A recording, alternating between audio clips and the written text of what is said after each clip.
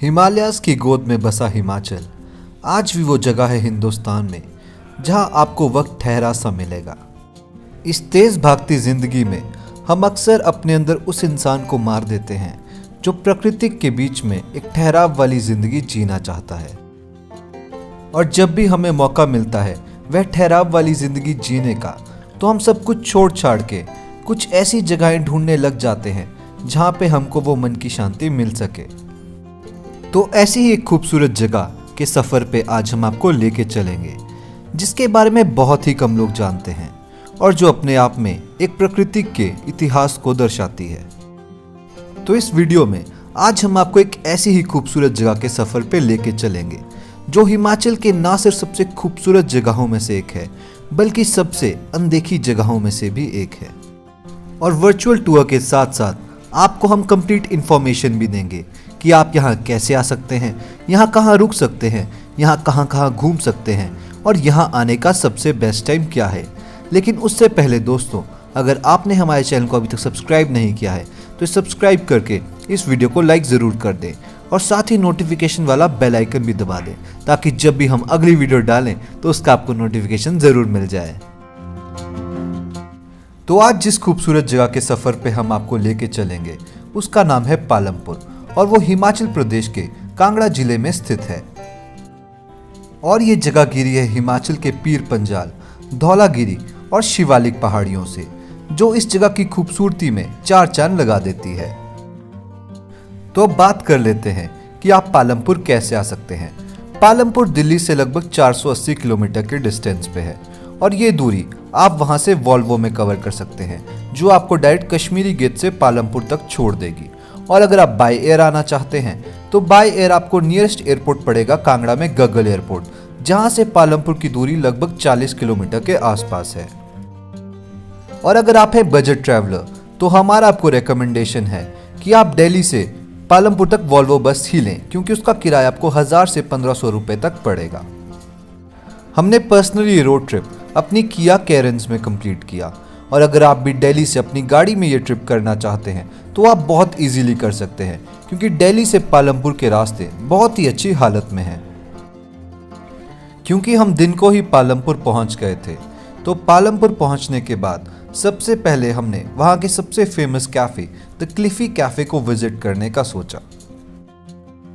क्लिफी cafe आपको पालमपुर से बुंदला road पे पड़ेगा और इसे आप गूगल मैप्स पे डाल के इजीली यहाँ तक आ सकते हैं। हमने भी यहाँ पे बैठ के थोड़ी देर लंच करने के बाद अपने ट्रिप को आगे कंटिन्यू किया। तो अगर आप भी पालमपुर का रोड ट्रिप प्लान करें तो आप क्लिफी कैफे को अपनी रिकमेंडेशन लिस्ट में डाल सकते हैं। और क्लिफी कैफे से थोड़ी ही दूरी पे आपको पालमपुर की सबसे famous tourist destination Saurabh Van Vihar भी देखने को मिलेगी, जिसके साथ ही आपको देखने को मिलेगा वो फेमस ब्रिज जहाँ पे शेरशाह मूवी की शूटिंग हो चुकी है, और यहाँ पे आप बहुत सारी इंस्टाग्राम वर्दी पिक्चर्स ले सकते हैं। सौरभ वन विहार का नाम कारगिल युद्ध में शहीद हमारे वीर सैनिक सौरभ कालिया जी की याद में रखा गया है, जिन्होंने हमारी मातृभूमि की रक्षा के लिए अपने प्राणों को शहीद कर दिया और हम सभी के मन में अमर हो गए। तो अब बात कर लेते हैं पालमपुर को विजिट करने के बेस्ट टाइम की। तो यूँ तो आप पालमपुर को साल भर में कभी भी विजिट कर सकते हैं, लेकिन अगर आपको इस जगह को देखना है लश ग्रीनरी में, तो हमारा आपको सजेशन रहेगा कि आप इस जगह को मई, जून, जुलाई के आसपास विजिट कर सकते हैं। और सर्दियों में धौलाधार माउंटेन रेंजेस पे बहुत ज़्यादा बर्फ़ पड़ती है, जिस करके वहाँ के नज़ारे ही अलग हो जाते हैं। तो अगर आप विंटर्स यानी कि दिसंबर, जनवरी, फरवरी में पालमपुर का रोड ट्रिप प्लान करेंगे तो आपको धौलाधार के बहुत ही शानदार नज़ारे आने वाले हैं।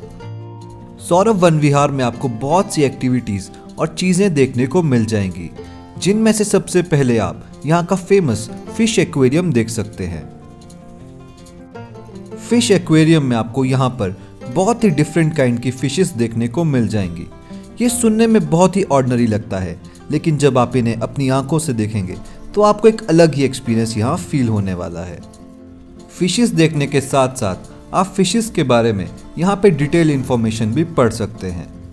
फिश एक्वेरियम को एक्सप्लोर करने के बाद आप यहाँ के चिल्ड्रन पार्क में जा सकते हैं, जहाँ पे आपको रॉक क्लाइंबिंग और स्विंगिंग जैसी एक्टिविटीज़ करने को मिल जाएंगी, जिसके लिए आपके बच्चे बहुत ही एक्साइटेड रहेंगे।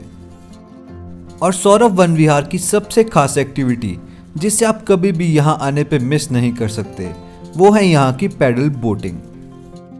पैडल बोटिंग सौरभ वन विहार की one of the finest activities में से एक है, क्योंकि बोटिंग के साथ साथ आप ना सिर्फ अपने फैमिली के साथ मजे करेंगे बल्कि आपको देखने को मिलेंगे धौलाधार के शानदार नज़ारे।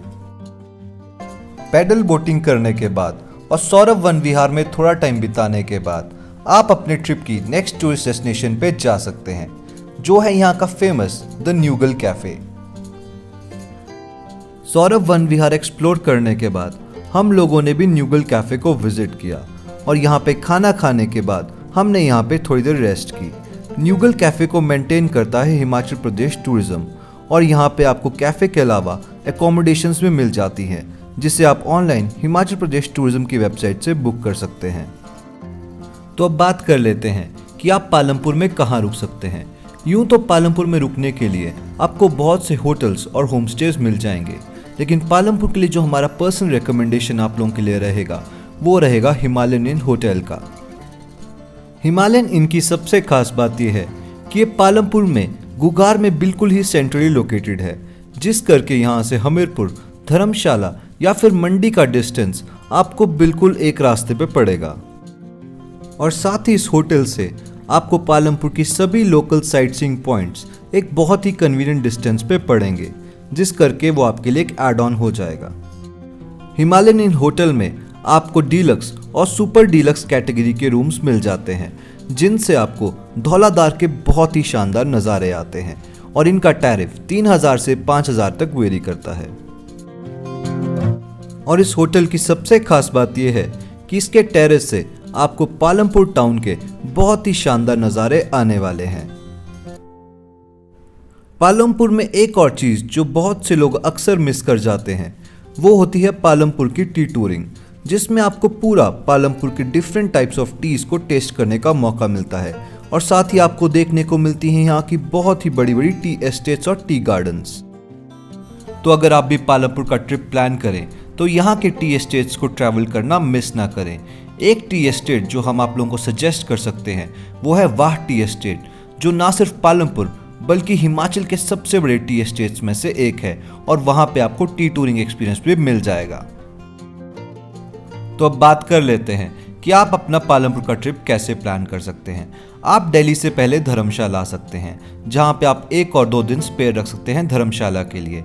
फिर आप पालमपुर 1 और 2 दिन रख सकते हैं स्पेयर। उसके बाद आप बीर बिलिंग और फिर बरोट को कवर कर सकते हैं। तो 4 से 5 दिन में आप इस रीजन की सभी मेन जगहें कवर कर सकते हैं। और इन सभी रीजन्स को कवर करने के लिए आपका मिनिमम बजट 8 to 10K के आसपास हो सकता है, क्योंकि इन सभी जगहों में आपको हॉस्टल्स मिल ही जाएंगे, जहां पे आपको शेयरिंग पे 300 रुपये बेडिंग की कॉस्ट पे एक बेड मिल जाता है। पालमपुर को पूरा एक्सप्लोर करने के बाद हमने अपना एक दिन स्पेयर रखा था नियति कैफे को विजिट करने के लिए। ये रिकमेंडेशन सिर्फ बैकपैकर्स के लिए होगा जो थोड़ा सा वॉक और हाइक कर सकते हैं, क्योंकि नियति कैफे तक आने के लिए आपको आधे घंटे का वॉक करना ही पड़ेगा।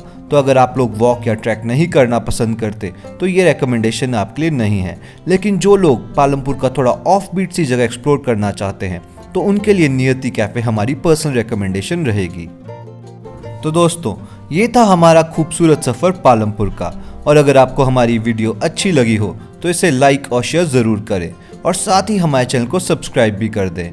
और अगर अभी भी आपके मन में पालमपुर को लेके कोई भी डाउट हो जिसके बारे में आप हमसे पूछना चाहते हैं तो आप हमें कमेंट सेक्शन में पूछ सकते हैं। हम सभी का रिप्लाई करने की कोशिश करेंगे। Thank you.